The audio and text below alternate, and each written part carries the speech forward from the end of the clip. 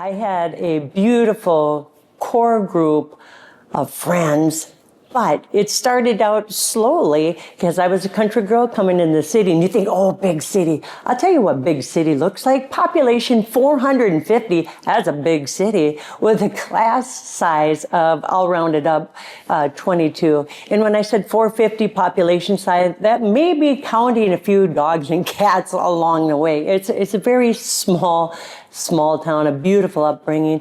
But I had slowly, my best friend was Sharon, but then I have all bestie friends. It went from Sharon, Suze, Kalin, Denise. Those were the four in my grade. And then we had, because our class size is, small, we had the other group behind us. Denise had her sister Sandy. Sandy was in our group, Pam and Sherry.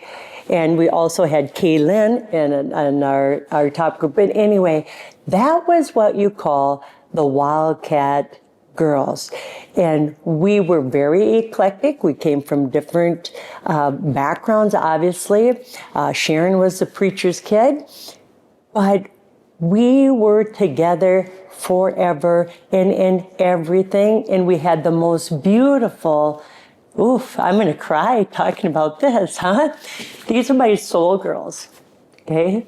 K to 12. I was just with them last weekend.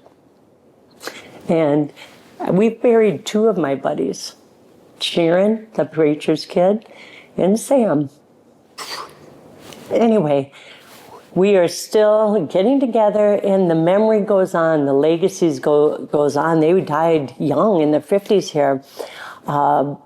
But what they, that soul and that person and all their characteristics, you try to go on and live for them, and the energies that we had, and we get together. We sit and we talk about the memories from kindergarten all the way through graduation. You guys, that was every class, every choir practice, every band.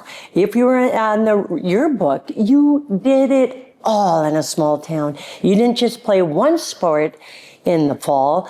I played volleyball, I ran cross country track, and I was a football cheerleader. That was just in the fall, right? So you're very fortunate. If you had a heartbeat, you were in.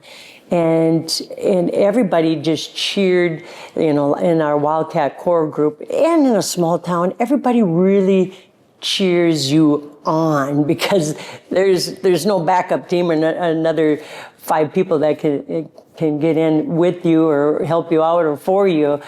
The parents, obviously, we were talking about just last week, the Pep Fest, and our parents would all be part of the Pep Fest. I mean, this is small town, beautiful USA, and being together. So like I said, we did every sport, every class, every teacher. We can talk about from kindergarten through graduation, from proms to beating East Chain. That was a big one. East Chain basketball. We filled the auditorium in the next big town full. Everybody came out to cheer us on, to beat the last year's state champion. It was so fun. From every walk, they filled the auditorium. We did have a great group. We were best friends, but we were also very competitive. We were also pretty faith-driven, having the PK, preacher's kid, in our group. We talked all the way back, reflecting on even homecoming, who got to be queen, and the football captain, and guess what? Who are you dating in a small town? That got interesting. We can talk about that later, but yeah, who do you date in a small town? There's only, anyway, for 8 people, 8 girls going through, 9 girls in a class size.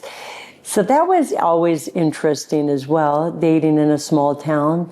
And some of the teachers that we had were very eclectic, and some we were very playful with.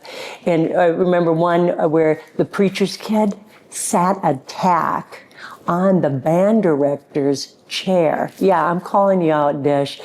He stood up, because he sat on the tack. He stood up, and the tack was in his wallet. So needless to say, that is a story. A day we laughed, and we still laugh about it. But guess what? The band director got Sharon back on stage at homecoming. I didn't let her sit on the tack.